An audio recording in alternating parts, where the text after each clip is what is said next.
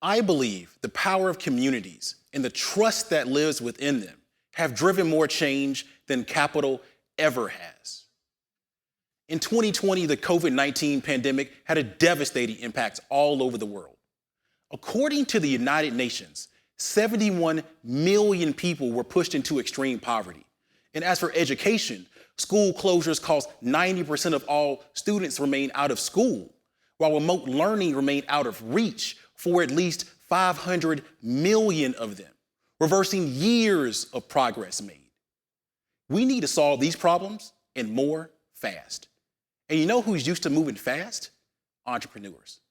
I believe entrepreneurs are uniquely positioned to solve these problems because they're used to leveraging relationships rooted in trust. And according to Stephen M.R. Covey, speed is a function of trust. So why is it that when it comes to creating a better and more sustainable future for us all, the majority of articles, conferences, and discussions are focused on the lack of capital for entrepreneurs? What if the real problem is the lack of strong, trusted communities, or should I say networks for them? Now, we all know that no entrepreneur can succeed without a strong network of support. And generations of people have passed down phrases like, your network is your net worth. It's not what you know, it's who you know. So the key questions we should be asking ourselves are, what is a strong network made of? And who is the who? Well, a K. Porson report gives us a critical clue. The strong network and the who are those that are influenced by graduates from top colleges and employees from top companies. But unfortunately, not all entrepreneurs are getting their just due. Diverse entrepreneurs, Black, Latinx, and women, not located in coastal financial centers, are less likely to know the who than their counterparts. And from my experience working with social entrepreneurs from all backgrounds over the last 7 years, this applies to them as well. Why? Because the ways access and opportunity have traditionally been distributed in the United States and many other countries. This means they have less robust networks to draw upon, yes, for capital. Just 2.6% of venture capital funding goes to Black and Latinx founders. And in Q3 of 2020, venture capital funding for women founders hit a 3-year low. But it also means they have less people to draw upon for advice, customers, talent, and professional development. I call the lack of connection between entrepreneurs and key influencers the relationship gap. Relationships are powerful, and I've heard stories from trusted family members over the years about how they can create transformative change. Let me take you back to where my father is from, Mobile, Alabama, to the neighborhood of Africatown, to be exact. This is where a small group of Africans from the Clotilda, the last slave ship to come to the United States of America, settled and built a community led by Cujo Lewis. Imagine how close they grew as they were transported across the Atlantic Ocean in horrendous conditions and endured slavery together. With the passing of the Emancipation Proclamation, but with their dreams of returning to Africa dashed. Imagine as they grew closer, while they retained their language, customs, and traditions, since they had only been away from home for a few years. Eventually, this community creates Mobile County Training School, the oldest training school for African Americans in the state of Alabama.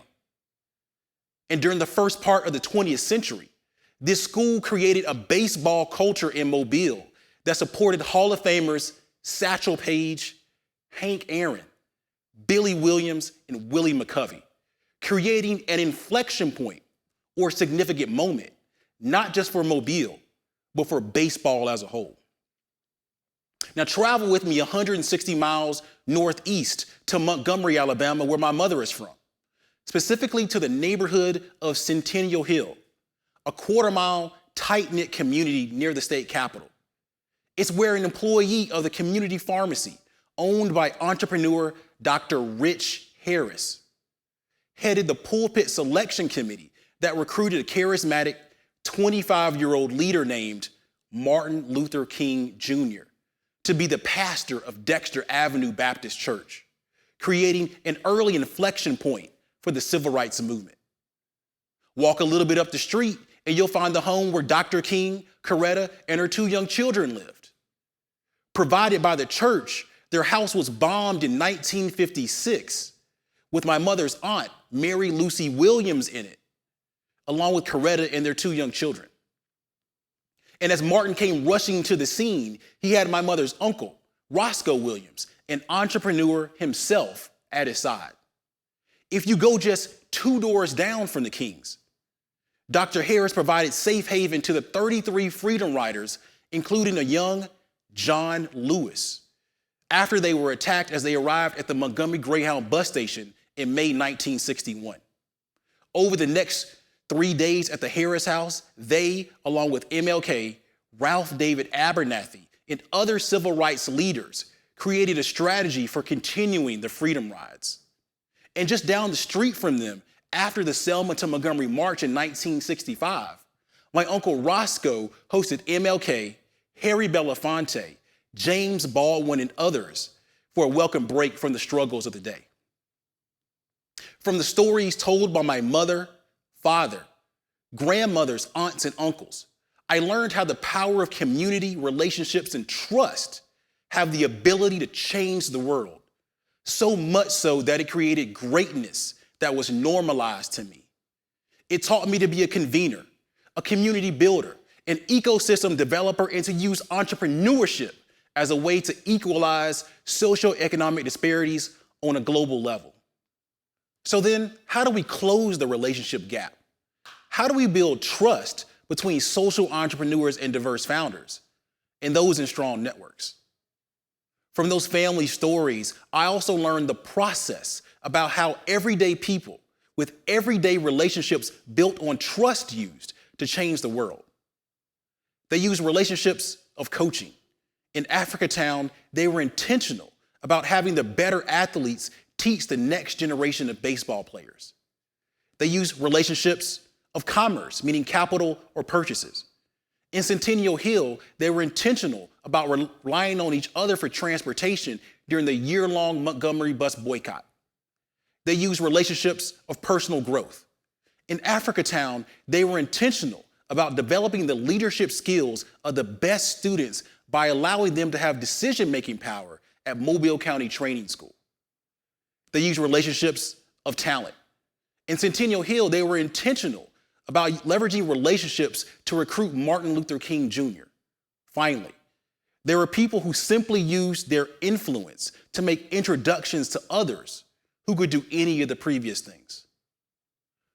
Who has been intentional about helping you, opening doors for you? What inflection points have been created in your own life?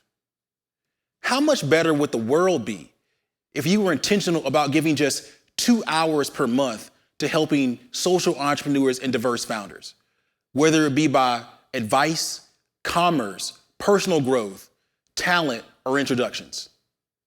If you could do this consistently for 6 months, then it'll create a habit. When enough people have a habit, it turns into group behavior. And eventually, group behavior turns into a culture of supporting social entrepreneurs and diverse founders.